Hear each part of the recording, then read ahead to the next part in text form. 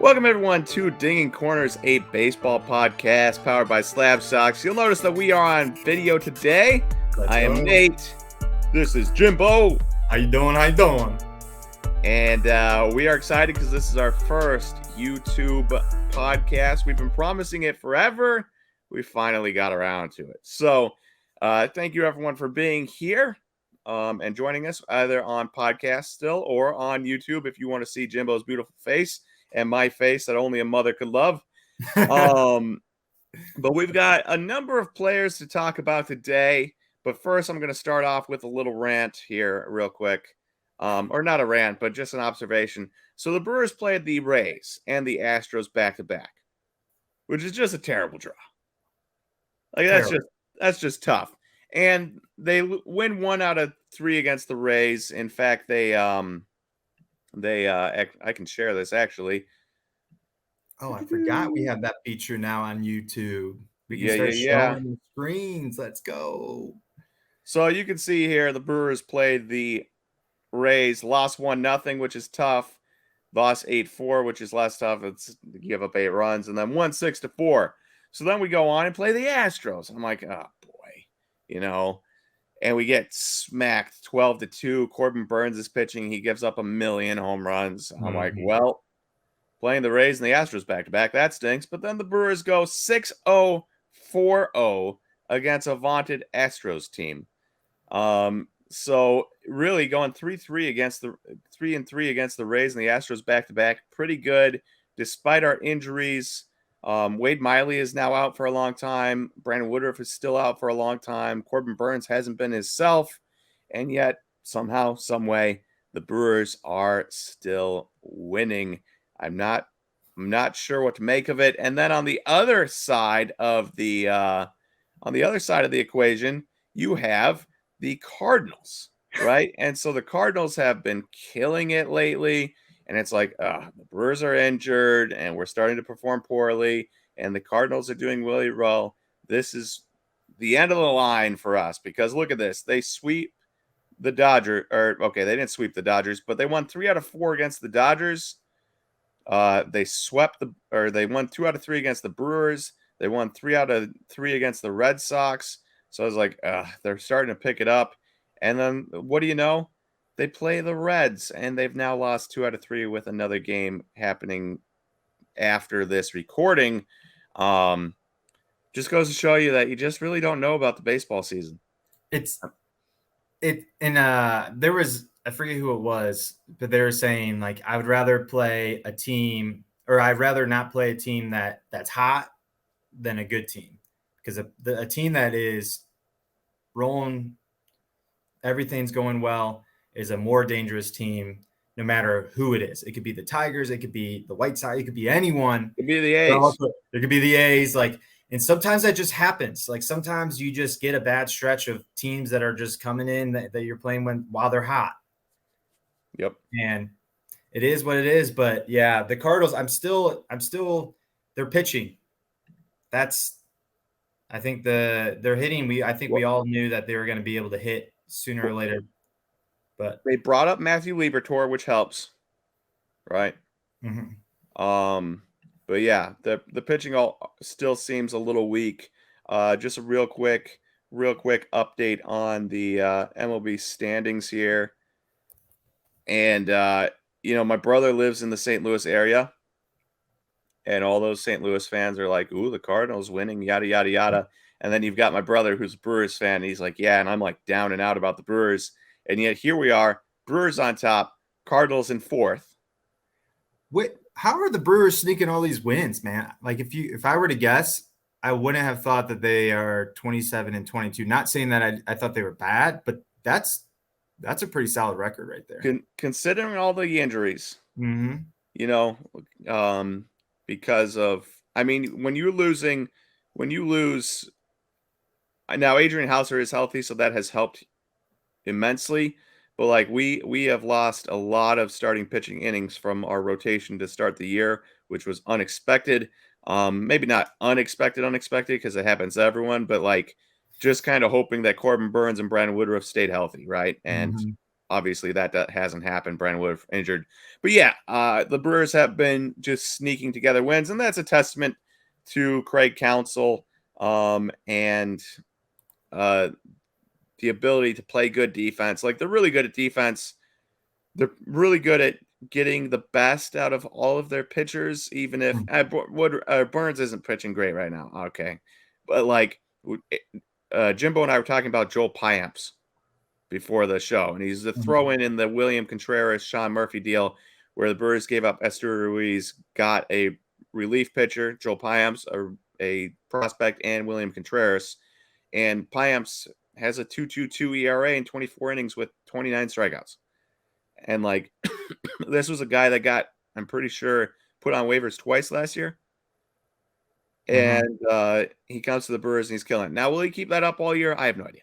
Do I expect him to keep it up next year? I have no idea. But for right now, he is doing really well. And that's the type of thing that the Brewers have been doing, where they just get these random dudes. They give some of their best innings of their MLB career to the Brewers, and that helps you win games by just having a decent bullpen. Bullpen is huge, man. That's how the Tigers have been squeaking out some wins. They have some good arms that have been doing decent. Yep.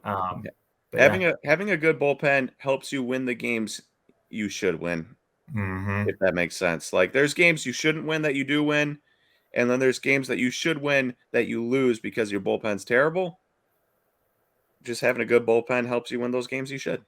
Yep, I agree. The Giants, that's how they got 3 world champs or World Series in like 5 years. That's how the Royals got their World Series.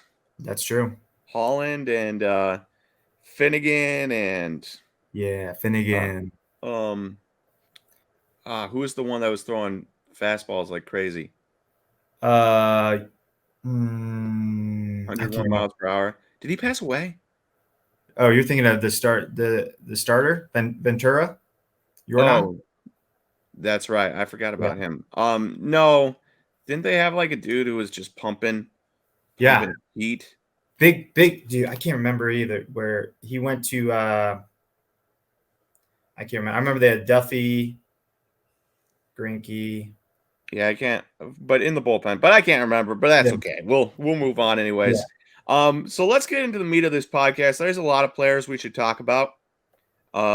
Just from a major league side, prospect side.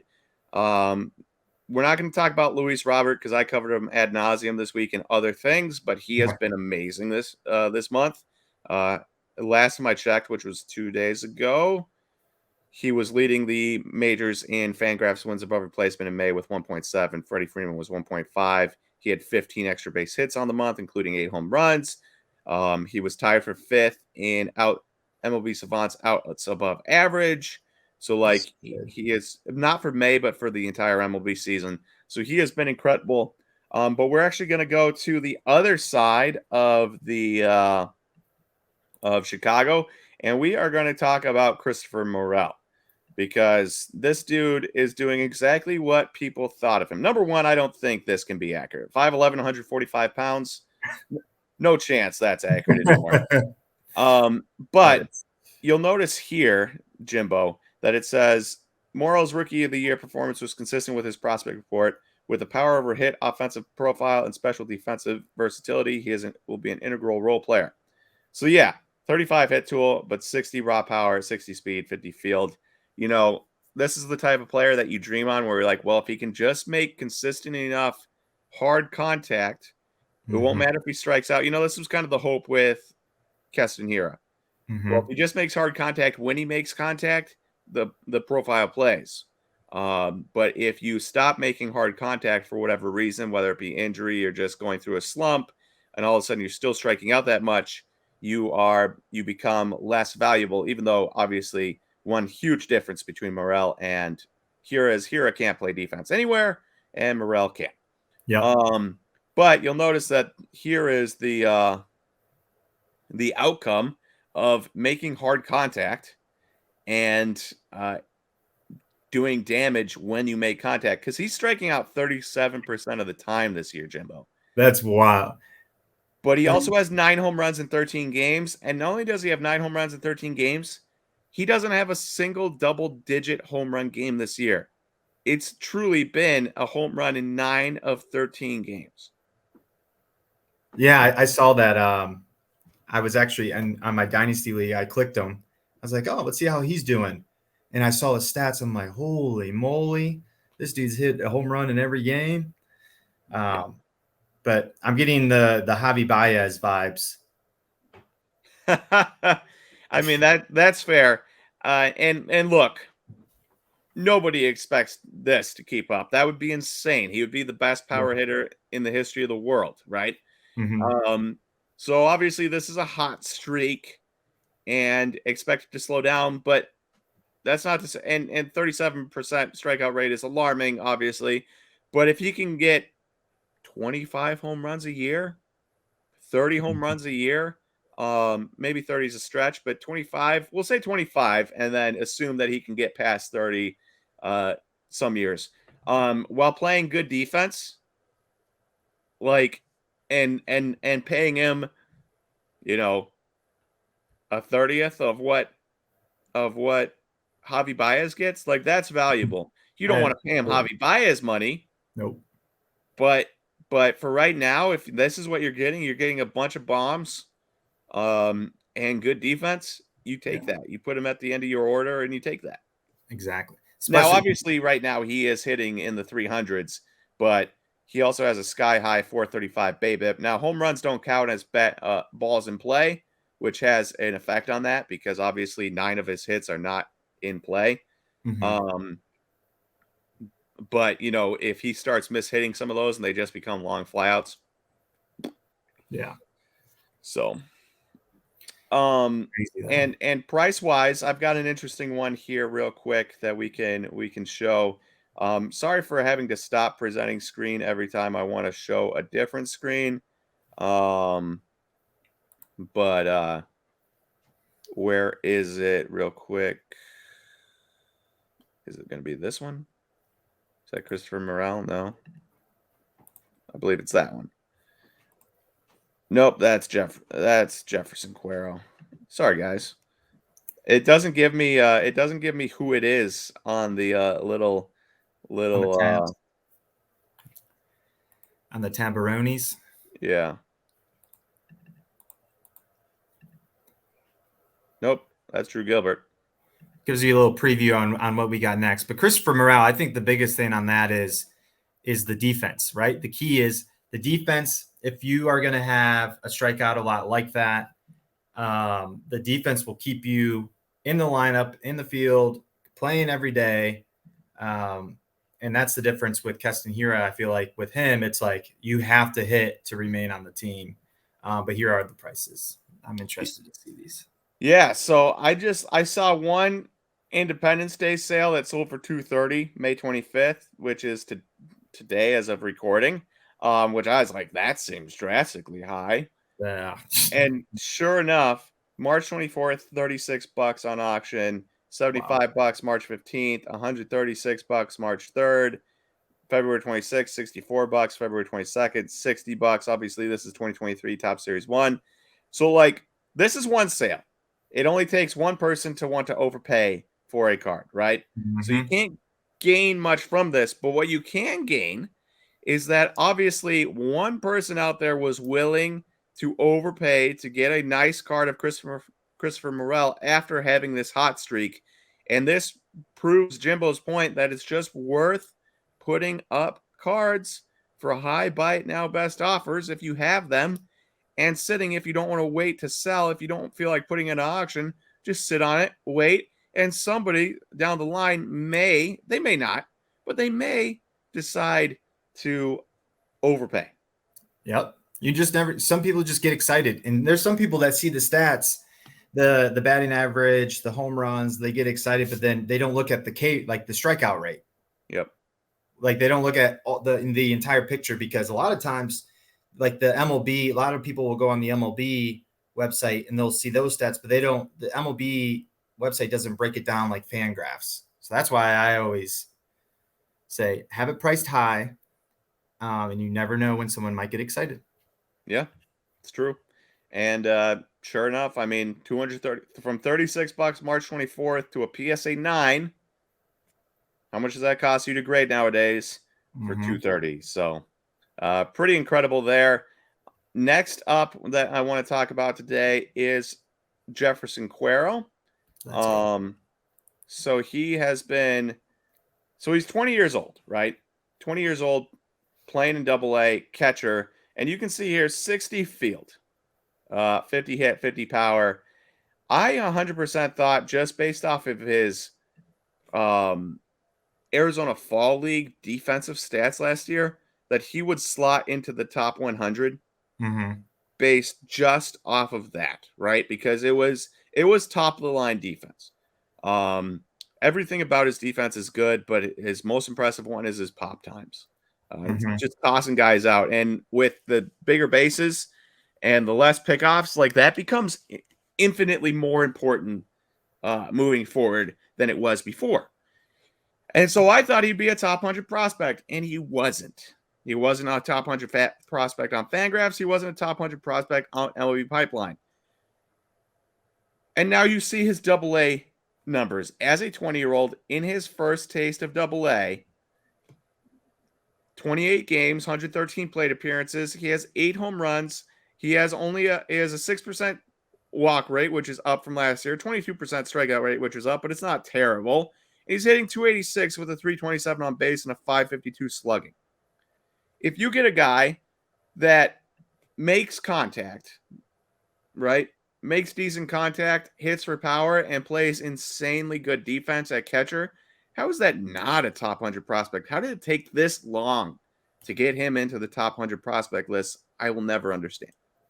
Yeah, especially at 20 years old in AA, that is not easy. Even if he was hitting 250 with 8, is that 8 or 6 home runs? 8 home runs. 8 home runs. Like, I'd be happy even if he was hitting 250 with his defense. So I feel like this kid's been overlooked for a while now. I mean, just look at his WRC plus. That alone is 139 as a 20-year-old in his first taste of AA. And it's not like there's anything like, oh wow, this is like the walk rate's not or the strikeout rate's not insanely high. The walk rate's not insanely low. The BABIP's not insanely high. He's running a 301 BABIP. Yeah. You know? You're So right.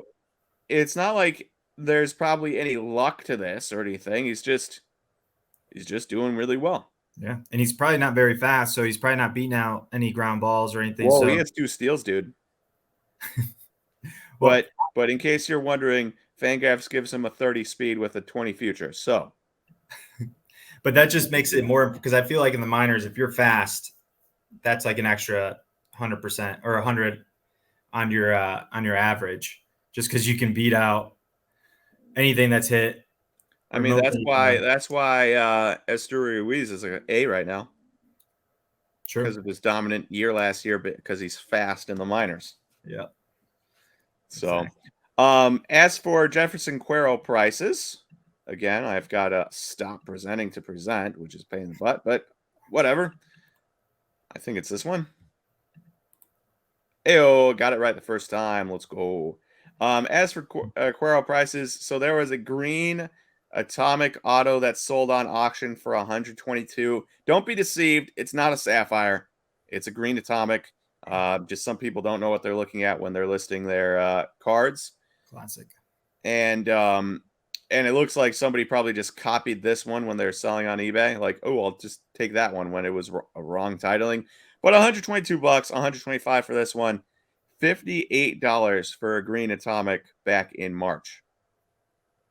Wow. A regular green non-atomic back in September, 110 bucks. So that's awful. You can see the price movement there for Quero. Pretty good price movement, to say the least. So we like to see that as a Brewers fan and also just a fan of guys who are really good defensive catchers. I agree. That's an interesting one. Yeah. And he is in the back half of the top 100. We can actually show it here. MLB Pipeline just updated their top 100 list. And so maybe a week and a half ago, 2 weeks ago. So you can see, Churio, Holiday, Ellie De La Cruz, Marcelo Meyer, so on and so forth down the line. Your boy Gavin Williams, 17th. 17th. My boy Sal Frelick, 22nd. Kevin Parada was a shock, 26th here. I haven't seen how he's doing, but I was not expecting him to be 26th. But if you go all the way down to the bottom, number 100, Let's Jefferson go. Quero. I do expect him to move up those lists. Your boy Andrew Abbott, 97th. So pretty cool. Matt McLean, shockingly, pretty low. Oh, he is doing well in his brief sample size with Cincinnati. 281, 378 on base, 594 slugging, 4 doubles, 2 home runs, 8 games. Yep. There's the Cardinals. It's that and here's Edgar Quero. Not brothers, but still fun. It's that Great American Ballpark effect. Even though I don't know if they played there or not. Yeah, they must have. They must have. I think I saw them home on the schedule. So yeah, check out that MLB Top 100 prospect list if you want to.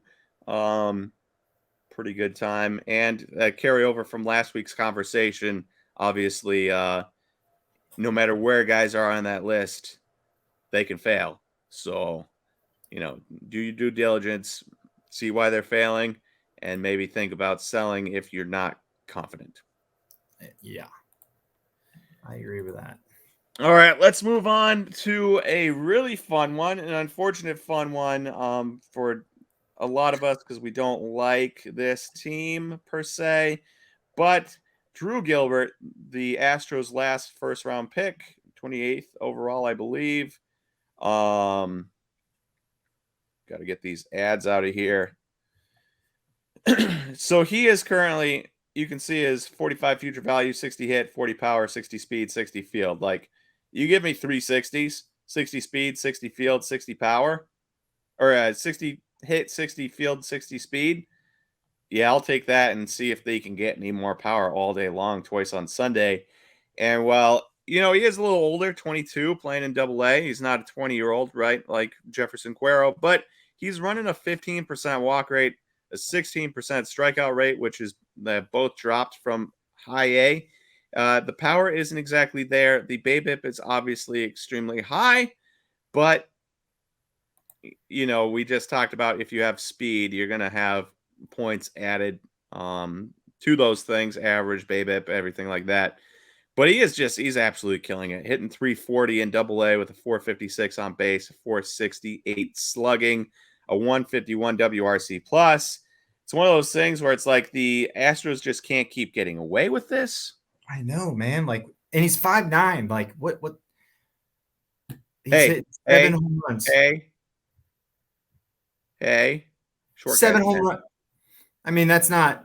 Let's be honest. Like, if you were to bet on that, like, hey, someone that's 5'9" and they're going to hit 7 home runs in how many games? It's all about swinging hard. Like, that's just, I know, but it's not something that usually happens. And it's crazy because this dude, I don't know. Like, I've heard a lot about this guy. Like, people send me his name all the time, but anytime I see anything Astros, I personally try and like not even look into it because I don't want to get excited about a player because I know the non-tangible, like the non-stat game, like people, anything Astros right now, people just, they're not selling very well. Yep. But who knows? This guy could be the turning point to all that, since it's the new wave of Astros coming in. It's true. Yeah, I mean, it's impressive. It's impressive what they do, both the pitching and the hitting side. Like a lot of teams, it's one or the other. Mm-hmm. They're good at developing hitting or they're good at developing pitching. For a while, the Brewers were good at developing pitching. They haven't had a pitcher call up in a while that has been successful. Aaron Ashby was kind of successful, and then it's just been injured. He's out for the whole year. And that's another guy out for the whole year. Aaron Ashby out for the while. Wade Miley out for a while. Brandon Woodruff. So whatever. But the Brewers haven't really developed a pitcher in a little bit. Obviously, we've got some young, interesting kids in the lower minors, so I have hope there. And then all of a sudden, their hitting prospects are turning it on. Sal Freliks and the Garrett Mitchells and the Joey Weimers and the Jackson Churios and the Jefferson Queros of the world and the Tyler Blacks of the world have been incredible. So, it's for the Astros to do both consistently all the time. It's both impressive and very much infuriating. Yeah. Yes. Very unfortunate.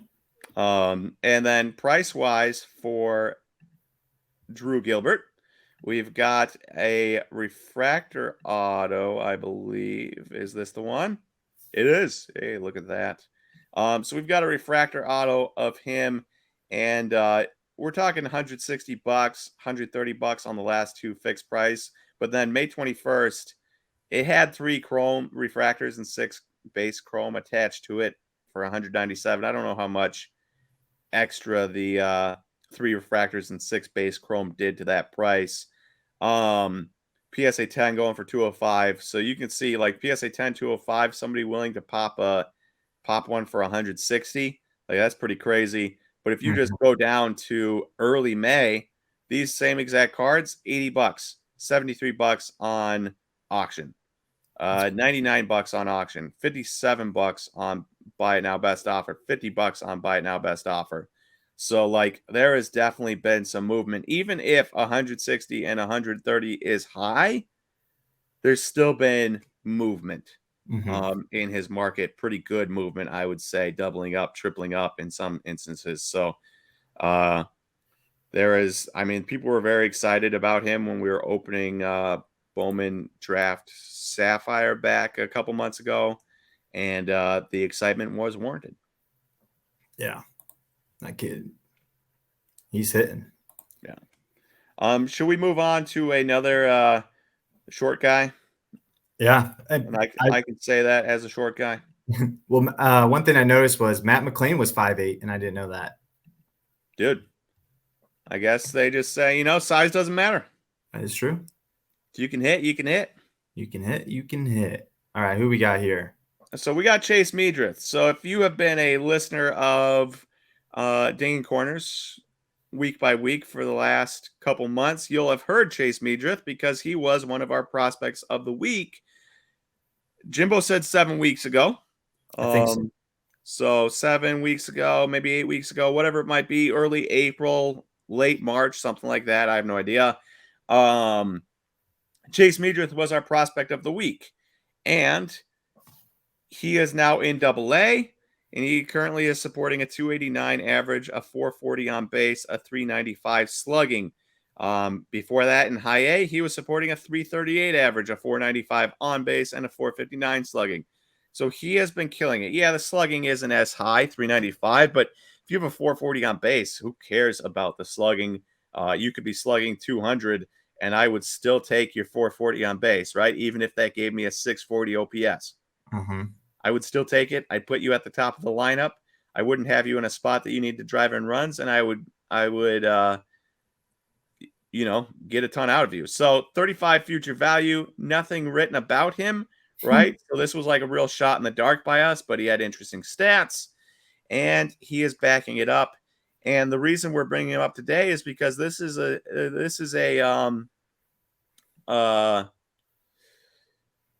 also 18% walk rate to 12% strikeout rate, 21% walk rate to 20% strikeout rate, 14% walk rate to 10%. Like he has had either the same walk rate or a better walk rate than strikeout rate every step of the way. I love that. Which means no matter the level, he has a great eye. And of course, he came from, oh, it doesn't say. He was a 4th round pick. I think he came from a small college. Wait, maybe he didn't come from a small college, but I'm pretty sure he did. It's funny because I heard about this kid in the offseason only because of a Twitter account, and I wouldn't have done Twitter as much as I do now if it wasn't for you. So Twitter has been pretty cool in that aspect. Which is funny because I just got rid of my Twitter because I was wasting too much time on it. What? Yeah. I was like, you know what? I get that it's good for work, but it is such a time suck for my day that the benefits are It's not out. The benefits are not outweighing the negatives. So Makes sense. deleted it. He But went yeah, to Chase, he where went does he play? sorry. He went to San Diego's University of San Diego. Oh, So I mean, kind of small school. doesn't seem. I mean, it's well-known city, but I don't know if they have a baseball program or not. Yeah. It's not like he played at Vanderbilt. Yeah. San Diego State's good, but I don't know about San Diego's. Okay. So Chase Meidroth has been excellent, absolutely excellent, and we have prices here. If I choose the right one, oh, I did, and so Aqua Auto 199, but you can see here a couple base autos 25 and 20 essentially May 23rd. We'll look at the May 23rd one because that's actually auction. $20 there. If you scroll down the list back to and there was one for 20 on May 22nd as well. If you go back to when we talked about them, say early April, end of May, and you look, $10, $8, $10, $10, 14 or $15 for a refractor, right? So $8 for a base. So this is one of those situations where, it wasn't big money. $8. Prospect of the week. I can't believe I didn't buy any. Like, I had looked at them on eBay and I was going to buy one or two just to see how it did, and then I just didn't get around to it. Now, that's not to say I haven't been buying cards. I have been buying cards. I just forgot about Chase Meidroth because I have a terrible memory. So, in one ear, out the other, even if I'm excited about him, I forget about him. But you could have bought this for $8, held on to it for a month and a half, sold it for 20. Is it big money? No. It's not like you're buying a $500 card and selling it for $1,000. But for those people that, for a college kid or a high school kid or a little kid or somebody who has a family they have to pay for and a mortgage and everything, but they still like cards, you can still find guys that are interesting that even Fangraphs doesn't write anything about for cheap. $8 a base auto and still make still double up. Yeah. Yep. I know. And I love players like this. And I love when it works so we can show like, hey, it can work. And these are the great players. You make a list, value boxes. I bring that up all the time. But yeah, if you believe in a player and you do the research on them, you can flip and buy the next one. Buy two of the next one. Yep. It's pretty incredible, what you can do. And these are the type of things that you can, maybe you got a guy who you like for $50, but you can't buy him. Mm-hmm. But you have $25 and you bought 3 Chase Meidroths. Well, that $25 is now turned into $50 or more, $60, and now all of a sudden you sell and hey, maybe you can still buy the guy you actually wanted. Mm-hmm. Or trade. You can trade with the person. Or trade, yeah. Got to be at a show for that, but yeah. That's true. Well, generally, I guess you could trade online, but that seems a little bit difficult and a little bit sketchy. Or go to a local card shop. Yeah. Yeah, meet in person. Yeah, all right, one last guy we want to talk about today, and we saved the best for last. Save the best for last. Oh, Jordan Walker. So excited about this one. Let's go. Oh, Jordan Walker. Now, I should mention that I do like Jordan Walker. Me too. Personality-wise, I like him. Every time I feel like I see him, he had a smile on his face. I do think he's going to be an excellent player in the big leagues. But the Cardinals rushed him at the age of 20 up to the MLB. It does say age 21 season, but he was 20 in the MLB. Is he still? He just turned 21 3 days ago. Oh, wow. So, age 20 in the MLB, struggled pretty mightily, and then gets to AAA and just has not been hitting very well. Now, a lot of that has to do with a really low BABIP, but also he's just not getting to power like expected. A 143, they say 140-ish is average for isolated power, and he's currently supporting a 143. For a big dude like Jordan Walker, you want to see that higher than what it is. So concern. But just we bring him up. And do you have anything you want to say on Jordan Walker, Jimbo? No, I think like the mental part of him going up and then them bringing him back down so quickly, because like when they brought him up to the big leagues, he wasn't doing horrible. I mean, 25% K rate isn't the best, but it's not horrible for a 20-year-old in the majors, and hitting 274. Like, he was only up there for 20 games. So I feel like it's more of the mental part that kind of he's trying to battle right now than the physical game. So I don't know. I find it interesting. And one big thing I think also is that if you look over base runs, -0.2. He wasn't good on the base pass.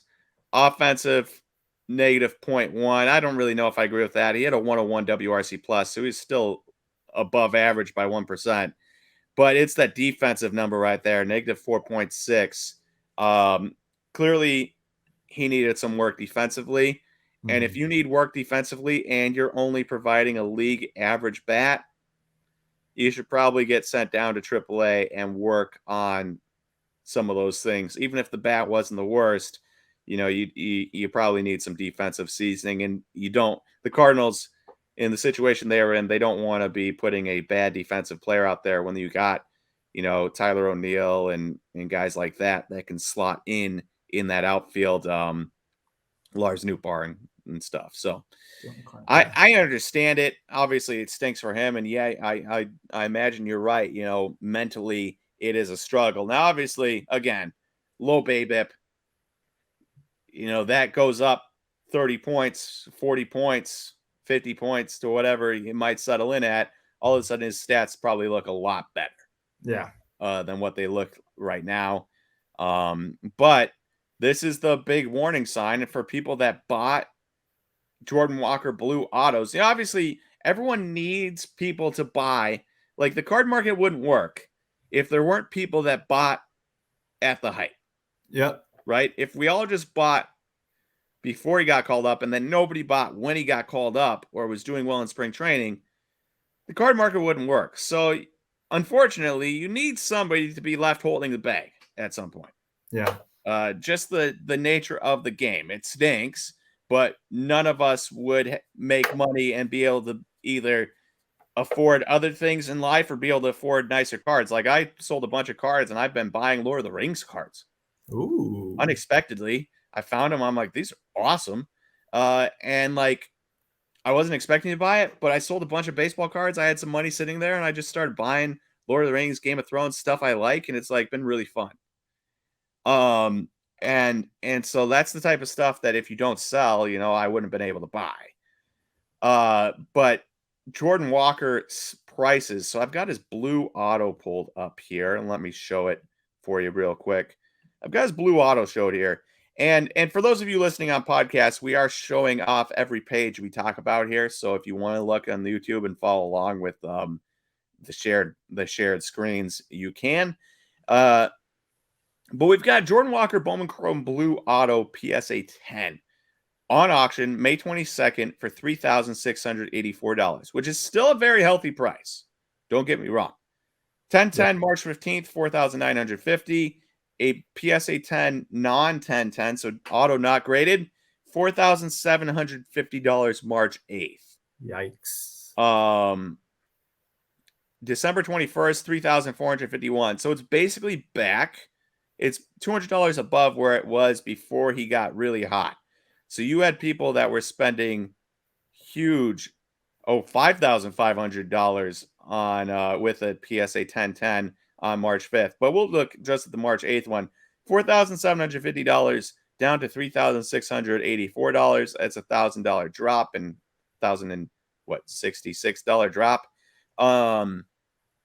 It's just one of those things that I get it. Hype, you want a nice card. Blues are extremely nice. They're some of the most sought after autos in the entire set. More sought after than greens. More sought after, I would say, than blacks out of 75. More sought after than purples or refractors or speckles or anything. It generally goes super refractor, red, orange, gold, blue. Yeah. In price, at least in my experience. So I understand wanting it, but losing $1,000 2 months later is and going back to like how you said the peak and people have to buy at the peak for the card market to go like to run and all that. And this is where I get so frustrated because I get so many questions all the time. It's like, oh, this player, the last comp was this. Like I think that's a good price. I think it's going to keep going up. It's not like, to me, it's not about the comps. It's like, okay, where is the peak in this player? Mm-hmm. Like when are you buying all the different categories? Is it college bat, high school bat? What team are they on? What position are they playing? How, like, are they getting called up right now? Where if I'm buying a Jordan Walker, in spring training, right? Like right when he gets called up saying he's going to go to the big leagues, the only reason why I would be buying it at that time is because I'm buying it thinking that I'm going to hold it for 3 years. It's not a good strategy to buy that where it's a quick flip. It should be noted that I don't know if those two cards were the same. Yeah. Right? Like it's very likely. And again, it's not. So when I say $1,000 loss, it's not said person bought it for $4,750 and then sold it for $3,600 and they lost $1,000. They likely still have the card. When I say, $1,000 loss, it's, well, if you'd have waited 2 months, you could have bought it for $1,000 cheaper. Yeah. And then still held it for that time. So, because that is a deceptive part, is I think sometimes when they say this and people are like, oh man, that dude was an idiot for taking $1,000 loss. No, he wasn't the one that sold it. Well, that's not what I was getting at. I'm just making sure everyone's clear on that because it could have been construed that way. Gotcha. In my mind, it's just more of like the mindset. If you're going to buy it at that 550, like, because there are some people that just want to do the quick flips. The people that are new to the hobby, they just want which has not worked very well anymore. Yeah, the comps, like, oh, the comps are this. It's like, okay, yeah, the comps are that. A card might have just sold for that, but it's like, does that comp even make sense at that price? I don't care if someone did buy it at that. How, like, is there even another person that would buy it at that price?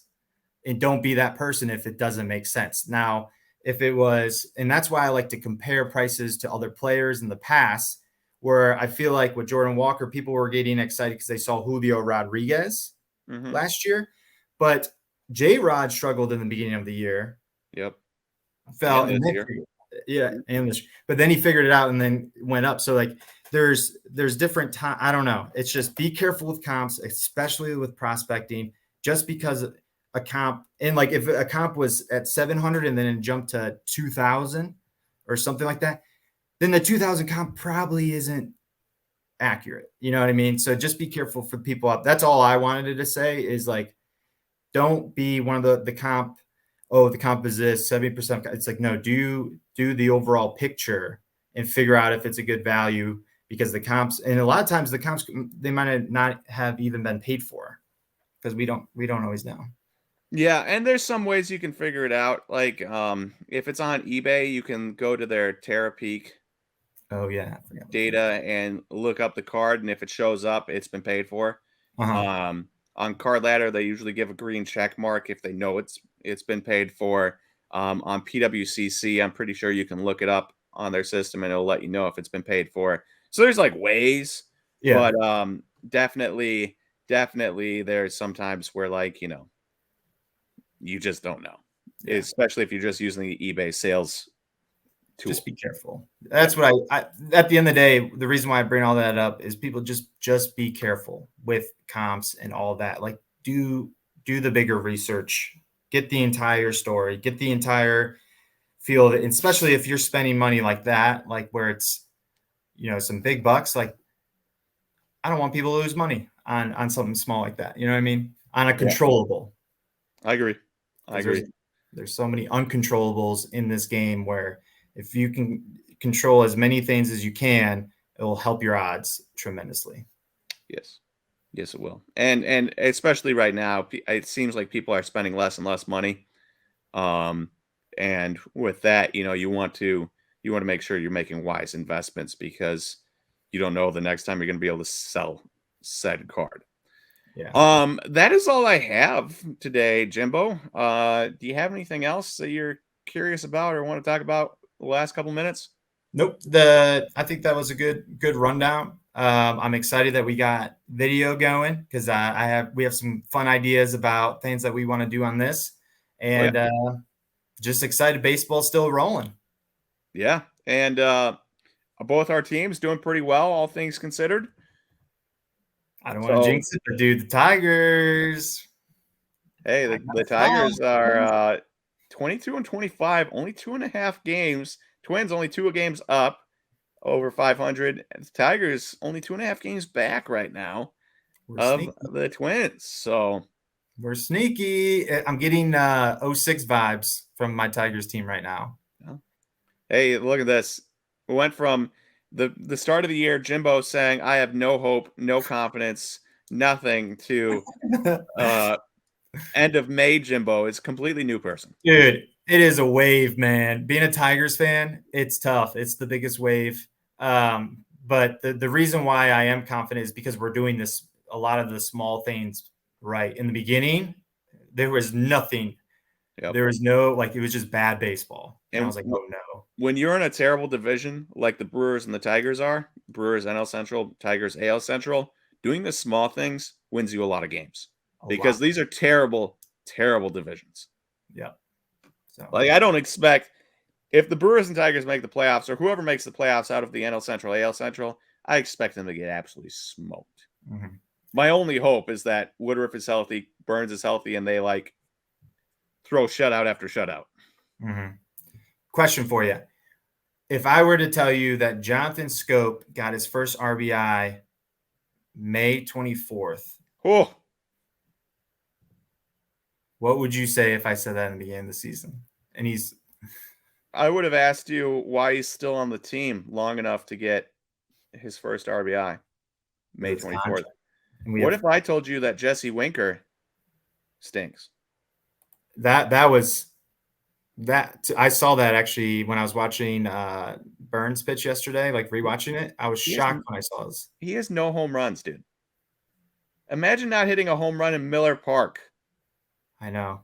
A left-handed hitter not hitting a home run in Miller Park? Come on. He's worse than he was last year. I wonder what it is. I haven't watched him enough this year. So I think they'll probably let him keep going out there because he's still running a 340 on base percentage. But the moment some of our other guys are healthy, outfielder-wise, I don't think Jesse Winker has long for this team. But what's nice is Colton Wong has been terrible. Bryce Stirring has been good. So it's a win. Not really out anything per se. That is true.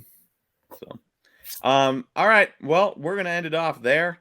Thank you everyone for watching today's Dinging Corners and listening if you're on podcast. We appreciate you all joining in. Thank you if you watch on YouTube, thank you for joining to our first video. We're excited about this. We'll hopefully have some interesting things down the pipeline, maybe some box breaks and stuff that we can kind of enjoy, or little things. Something comes out, maybe get a blaster, open it up, check it out. I don't know. But it should be a good time.